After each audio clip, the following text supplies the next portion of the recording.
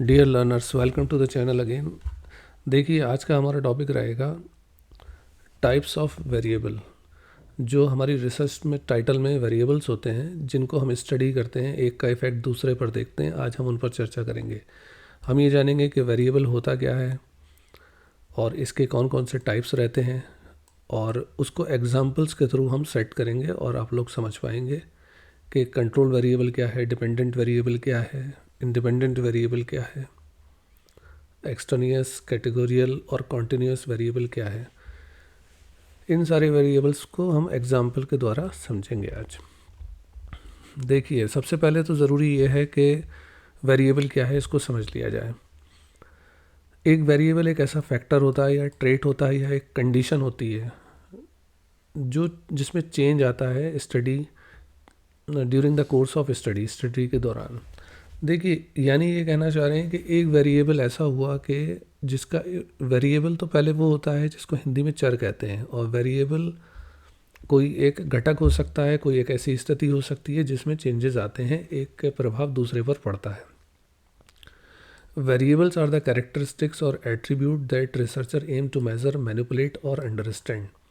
यानी वेरिएबल एक ऐसी विशेषता हुई जिसको रिसर्चर मापना चाहता है, मैनिपुलेट करना चाहता है या फिर अंडरस्टैंड करना चाहता है। ये एक एलिमेंट्स होते हैं जिसको हम स्टडी करते हैं, ऑब्जर्व करते हैं, कंट्रोल करते हैं। देखिए, होता क्या है, जैसे कोई स्टडी है जिसका टाइटल है effect of home environment on the academic achievement of students. बच्चों के घरेलू वातावरण का उनकी शैक्षिक प्रगति पर क्या प्रभाव पड़ेगा। अगर कोई ये देखना चाह रहा है तो देखिए, यहाँ पर दो वेरिएबल नज़र आ रहे हैं सामने से। एक तो हो गया होम एनवायरनमेंट, जिसका हम प्रभाव देखना चाह रहे हैं किस पर, उसकी शैक्षिक प्रगति पर। अगर कोई रिसर्च पेपर लिखा जाता है तो उसमें आमतौर पर दो वेरिएबल को लेकर हम काम कर लेते हैं, क्योंकि वो छोटी स्टडी होती है। अगर थीसिस लिखी जा रही है पूरी, तो दो वेरिएबल पर आमतौर में काम नहीं होता है, क्योंकि थीसिस एक बड़ा काम हुआ, उसमें हम दो से ज़्यादा वेरिएबल लेते हैं, 3, 4 इस तरह से। तो वेरिएबल का इफ़ेक्ट देखा जाता है दूसरे वेरिएबल्स पर एक रिसर्च कंटेक्स्ट में। ये तो कुछ हमने वेरिएबल को समझा। अब हम देखते हैं इंडिपेंडेंट वेरिएबल क्या होगा, जिसको हम शॉर्ट में आई भी कहते हैं। ऐसा वेरिएबल जिसको हम मैनिपुलेट करते हैं या कंट्रोल किया जाता है रिसर्चर के द्वारा, यानी इंडिपेंडेंट वेरिएबल, इसको हिंदी में कहते हैं स्वतंत्र चर। एक ऐसा चर जो खुद स्वतंत्र होता है और उसको रिसर्चर मैनिपुलेट करता है, यानी उसमें जोड़ तोड़ करता है, और उसका इफ़ेक्ट देखा जाता है डिपेंडेंट वेरिएबल पर। For example, home environment effect on the academic scores. अब देखिए, बच्चे के घरेलू वातावरण या तो कमज़ोर होगा या फिर बहुत अच्छा होगा, यानी कि उसके माता पिता शैक्षिक रूप से ज़्यादा उस पर ध्यान दे रहे होंगे, उसको सोशियो इकोनॉमिक स्टेटस उसका अच्छा होगा, उसको बुक्स अच्छी मिल रही होंगी, या इस तरीके से जो भी उसका होम एनवायरनमेंट है, हम टूल में निर्धारित करते हैं कि ये लो होगा, ये हाई होगा। अब मान लिया कि अगर ये हम टूल में कभी डिस्कस करेंगे नेक्स्ट वीडियोस में कि कैसे हम लो और हाई को डिसाइड करते हैं। तो अगर बच्चे का होम एनवायरनमेंट लो है तो एकेडमिक स्कोर्स मानकर चलते हैं कि जैसा कि स्टडीज़ में पाया गया कि उसका एकेडमिक स्कोर्स भी कम हो जाएगा। और अगर बच्चे का होम एनवायरनमेंट हाई है तो ऐसा माना गया है, देखा गया है स्टडीज़ में, कि उसका एकेडमिक स्कोर्स भी ज़्यादा होगा। अब रेयर केसेस तो एक्सेप्शनल केसेस अलग होते हैं, वो आप सब जानते ही हैं। तो इंडिपेंडेंट वेरिएबल यहाँ पर क्या हो गया, होम एनवायरनमेंट। इसमें वो जोड़ तोड़ करेगा, यानी कि कम बढ़ती करके ये देख लेगा कि इसका इफ़ेक्ट क्या पड़ रहा है। तो इंडिपेंडेंट वेरिएबल हुआ यहाँ पर होम एनवायरनमेंट, जिसका इफ़ेक्ट देखा जा रहा है एकेडमिक स्कोर्स पर। तो यहाँ पर डिपेंडेंट वेरिएबल हो गया एकेडमिक स्कोर्स।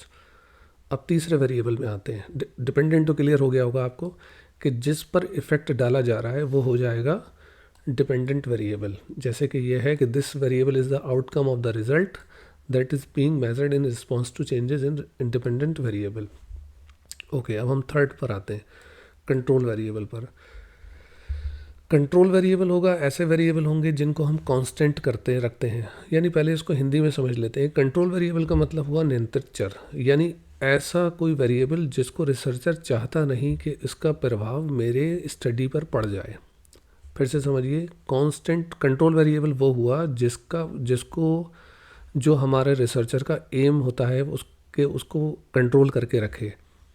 ताकि उसका इफ़ेक्ट ना पड़ जाए हमारी स्टडी पर, हमारे रिजल्ट्स पर। जैसे socio economic status of the students.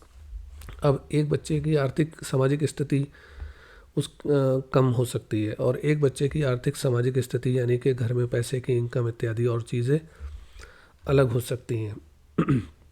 तो कहीं इस चीज़ का असर इस चीज़ का प्रभाव उसके एकेडमिक स्कोर्स पर ना पड़ जाए या इस चीज़ों का, तो हम यहाँ पर उसको कंट्रोल करके रखते हैं। रिसर्चर हमारा इसे कंट्रोल करके रखता है। तो ये ऐसा वेरिएबल जिसको कंट्रोल करके रखता है रिसर्चर, और वो एम होता है मेन फोकस उसका कि हम कंट्रोल करके रखें, तो ये हो जाएगा हमारा नियंत्रित चर।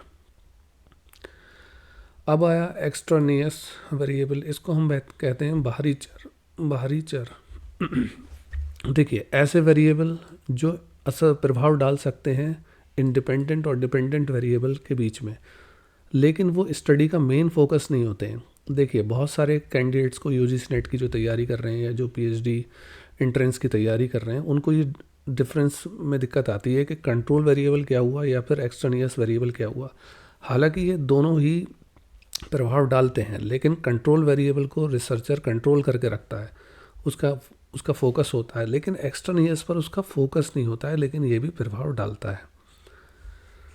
इसीलिए मैंने इसको यहाँ लिखा है कि these are not the focus of the study. Researcher try to control the account of to avoid confounding effect on the results. यहाँ पर रिसर्चर कोशिश तो करता है कि वो इसको रोक सके, लेकिन फिर भी कुछ चीज़ें ऐसी होती हैं कि प्रभाव आ ही जाता है। जैसे इंटेलिजेंस लेवल। अब बच्चों का जो इंटेलिजेंस लेवल है वो अलग अलग होता है, या जो स्कूल की क्वालिटी है एजुकेशन की वो अलग अलग होती है अलग अलग स्कूल्स की, तो फिर यहाँ पर फ़र्क पड़ ही जाता है। कैटेगोरियल वेरिएबल। कैटेगोरियल वेरिएबल ऐसे होते हैं जिनको हम ग्रुप्स में रखते हैं, and their values are typically level और नेम्स। जैसे पेरेंट्स की एजुकेशन लेवल, लर्निंग रिसोर्स कितने उनके पास उपलब्ध हैं, जेंडर उनका क्या है, मेल फीमेल है। तो इस तरीके के जो होंगे जिनको हम कैटेगरी में रख सकते हैं, जैसे सिंगल है, मैरिड हैं, डाइवोर्स्ड हैं, तो ये कैटेगरियल वेरिएबल में जाएंगे। Continuous variable. कॉन्टीन्यूअस वेरिएबल को हिंदी में कहते हैं सतत चर। ऐसे variable that can take on any value within a range, जिनको हम रेंज में रख सकते हैं, वो होंगे हमारे कॉन्टीन्यूअस वेरिएबल। जैसे हम एक स्टडी यहाँ मानकर चल रहे हैं एग्जाम्पल में, तो यहाँ पर नंबर ऑफ़ बुक्स उसके पास घर में कितनी हैं, वो कितनी देर बच्चा पढ़ाई में लिप्त रहता है, बच्चा उसमें पढ़ता है, यानी कि अगर कोई बच्चा है तो वो घर में कितनी देर पढ़ता है।